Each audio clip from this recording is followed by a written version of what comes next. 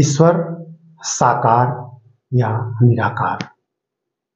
ईश्वर साकार या निराकार, यह तो सत्य है कि ईश्वर है। और ईश्वर कहाँ है? तो ईश्वर ही संपूर्ण ब्रह्मांड है। संपूर्ण ब्रह्मांड को ही ईश्वर का रूप माना जाता है, यानी जिस ब्रह्मांड की हम कल्पना करते हैं वो ईश्वर है। अब ब्रह्मांड क्या है? ब्रह्मांड शून्य, शून्य आप समझ सकते हैं। शून्य मतलब जिसका कोई और छोर न हो, उस शून्य में हमारा विशाल ब्रह्मांड है। और यह ब्रह्मांड बहुत तेजी से फैल रहा है, सेकंड में करोड़ों किलोमीटर फैल जाता होगा, इसका अनुमान भी नहीं लगाया जा सकता है। यह लगभग 73% ऊर्जा से बना हुआ है, 23% डार्क मैटर या अदृश्य पदार्थ से, और केवल 4% खगोलीय पिंडों से बना हुआ है। नमस्कार, मैं एम के पांडे, हमारी धारणा पर आपका स्वागत है।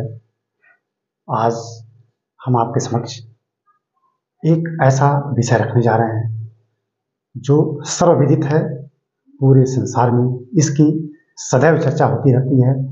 बहुत ही सामान्य और सीधा हमसे जुड़ा हुआ विषय है।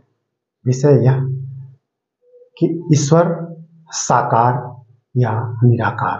हम ईश्वर शब्द को इससे जोड़ रहे हैं, यानी संपूर्ण ब्रह्मांड ही ईश्वर है और वो सारे रूपों में विद्यमान है। वह निराकार भी है, साकार भी है। तो संपूर्ण ब्रह्मांड ही ईश्वर है और ब्रह्मांड से ब्रह्म, यानी ब्रह्म ही ईश्वर है। और ब्रह्म सर्वत्र है, ब्रह्म कण में है, ईश्वर कण में है। वह जहां आप देखेंगे जो कुछ भी दृश्य अदृश्य सब ईश्वर है। तो इस प्रश्न का उत्तर तो साफ साफ दिखता है कि ईश्वर साकार भी है और ईश्वर निराकार भी है। निराकार रूप में हम जो नहीं देख पा रहे हैं वो भी ईश्वर है, और साकार रूप में जो कुछ भी हम देखते हैं वो ईश्वर है, वो भी ईश्वर है। ईश्वर हमारे में है, हमारे हृदय में है, हर कण में है, सभी जीवों में है। अब किस रूप में है, कैसे है, अब वो तो विशद व्याख्या है, विशद व्याख्या का विषय है। हम उसकी गहराई में नहीं जाएंगे। हम सिर्फ यहाँ अपनी बात इस संदर्भ में रखेंगे, साकार या निराकार। तो हम अपनी बात को सीधा हम आपके समक्ष रख देते हैं कि ईश्वर तो है, संपूर्ण ब्रह्मांड ही ईश्वर है, ब्रह्म है, ब्रह्म ही ईश्वर है, ब्रह्मांड से ब्रह्म है। और हम उसके दोनों रूप यहाँ देख सकते हैं। निराकार क्या? तो निराकार तो अगर हम विज्ञान के उदाहरण माने तो विज्ञान कहता है कि 4% छोड़कर ब्रह्मांड में जो कुछ भी है वह निराकार है, वो भी ईश्वर है। 4% ही साकार है।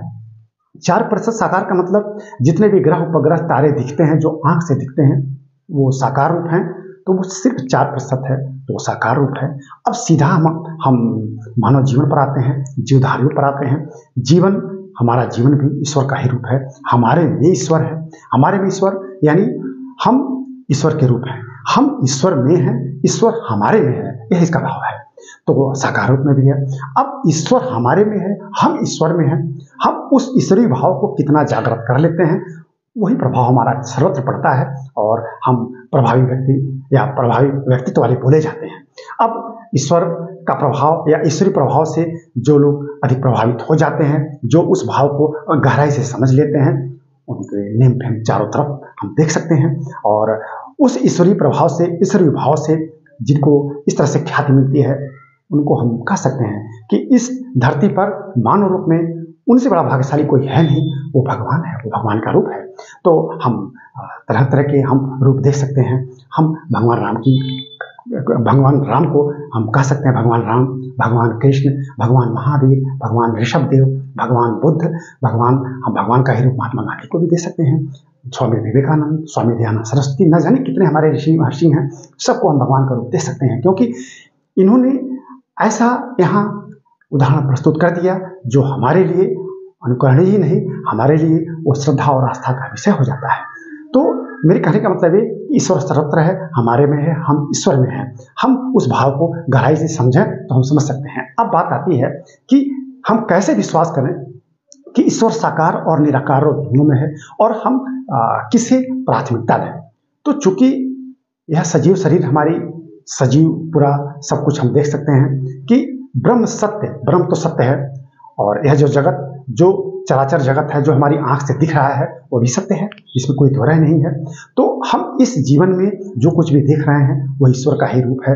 तो रूप है, तो उसको हम उस ईश्वरीय भाव से देखें तो हमको यह ज़्यादा अच्छा लगेगा। मेरी समझ से हम जब इस गहराई में जाते हैं तो मुझे यही लगता है कि ईश्वर हम सब में है, हम सब में ईश्वर का भाव देखें और उसी आस्था श्रद्धा के साथ हम सारे प्राणियों, अपने मानव समाज को अगर हम देखें तो हम बड़े ही अंदर से सुख की अनुभूति करेंगे और लगेगा कि हमारा यह जीवन सार्थक हो गया है। अब हमारे वेद पुराणों में, हमारे धर्मशास्त्रों में, गीता में बार बार कहा गया है कि ईश्वर हमारे में है, ईश्वर में हम स्वयं हैं। अहम ब्रह्मास्मि, कहा गया है कि हम स्वयं ब्रह्म हैं, यानी हम ब्रह्म हैं, यानी ब्रह्म के ही अंश हैं। अहमिदो नवपराजी के, हम इंद्र हैं, मैं ही इंद्र हूँ, मेरी पराजय नहीं हो सकती, बार बार आता है। तो हमको महसूस करना चाहिए। और महसूस कैसे होगा? जब महसूस ऐसे होगा जब हमारे अंदर, हमारे हृदय में जो ज्ञान का सागर है वो खुलेगा। ज्ञान का सागर खुलता है तो हम उस ज्ञान की जब अथाह मतलब उस सागर में डुबकी लगाते हैं तो हमारे चक्षु खुल जाते हैं और हमको दिखा देते हैं कि वास्तव में वह अथाह सागर क्या है, वह ज्ञान का भंडार क्या है। जिस दिन यह खुल जाएगा, जो हम बोल रहे हैं संभवतः यह आपको सत्य दिखाई देगा, यह सत्य लगेगा। और जिन लोगों ने भी इस ज्ञान की धारा का स्वाद चख लिया है, उनको यह स्वतः ही उनको विश्वास हो जाएगा कि जो ये बातें कही जा रही हैं वो सत्य हैं। तो सत्य यही है कि ईश्वर है और वह साकार और निराकार रूप दोनों में है। साकार हमारे सामने उपलब्ध है तो हम उसमें अपनी आस्था दिखाएं, उसमें अपनी श्रद्धा दिखाएं, यह भी सही है।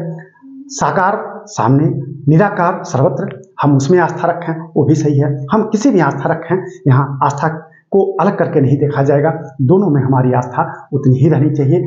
कहने का मतलब ये कि अगर ईश्वर है, ईश्वर हमारे में है, तो हमें महसूस करना चाहिए हम ईश्वर के अंश हैं। हम ईश्वर से अलग होकर, ईश्वर से अपने को अलग समझकर अगर महसूस करते हैं और अपनी अलग एक अपना सिद्धांत बनाते हैं, अपनी एक अलग थ्योरी बनाते हैं, तो इससे बचना चाहिए हमको अपने को ईश्वर में ही मानना चाहिए। और अगर हम ईश्वर में मानते हैं तो प्राणियों के प्रति हम दया रखेंगे, दया भाव रहेगा, जीव और जीने दो का भाव आएगा हमारे हृदय में। किसी से हम द्वेष नहीं करेंगे, किसी से घृणा नहीं करेंगे, मानव में सौहार्द बढ़ेगा, आपसी प्रेम बढ़ेगा, भाईचारा बढ़ेगा। ये तो ज्ञान है और यह ज्ञान अंदर झांकने से आता है, यह ज्ञान अंदर देखने से आता है, ममत्व से आता है, सौहार्द से आता है, सहिष्णुता से आता है, न कि धर्मांधता, न कि असहिष्णुता, ईर्ष्या, द्वेष, घृणा, इससे नहीं आ सकता है। यानी हम जो अमानवीय भाव हमारे हैं, अगर धीरे धीरे वो जैसे जैसे हमारे हृदय से निकलते जाते हैं और उनके जगह पर सरलता, सौम्यता और जितने भी हमारे नैतिक और मानवीय गुण हैं वो आते जाते हैं, हम उस ज्ञान की धारा में बहते चले जाते हैं और वह ज्ञान हमें प्राप्त होता चला जाता है और ईश्वर के विविध रूपों को हम देख लेते हैं। तब हम इन्हीं आंखों से जब बाहर देखते हैं तो लगता है कि ये तो सब ईश्वर ही है, सारे ईश्वर रूप हमको दिखाई दे देंगे, सब ईश्वर है। और तब हम हाथ जोड़ के कहेंगे, हे ईश्वर आप धन्य हैं, हमारे में है, सर्वत्र हैं, हमारी आप रक्षा करें, सबकी रक्षा करें, जीव जगत का कल्याण करें और मानव के प्रति उसका स्वभाव बना रहे, एक दूसरे में से सबका सहयोग, सबका सामंजस्य एक दूसरे से बना रहे। और हम यही कामना करते हैं, क्योंकि सब प्राणियों में मानव का जीवन सर्वोत्तम है। और बार बार हमारे धर्मशास्त्रों में कहा गया है, जीवनम परमोत्कृष्ट प्रसादो जगदीपते, यह जो हमारा जीवन है परमात्मा का सबसे अच्छा उपहार है। इसलिए है कि हम आपस में सौहार्द, आपस में भाईचारा, आपस में प्रेम व्यवहार बनाकर रहें और एक समुन्नत जीवन जी रहे। तो बड़े संक्षेप में हमने आपके समक्ष अपनी बात रखी। हमें विश्वास है कि यह बात आपको जरूर अच्छी लगेगी और अपने सुझाव, अपने रचनात्मक कमेंट हमें आप करें, रचनात्मक कमेंट। और आप हमारी पूरी बात को सुनने के बाद ही अपने विचार रखें, आपके विचारों का हम स्वागत करेंगे और हम चाहेंगे कि आप इस वीडियो को लाइक और शेयर जरूर करें और हमारे चैनल को जरूर सब्सक्राइब करना है। धन्यवाद।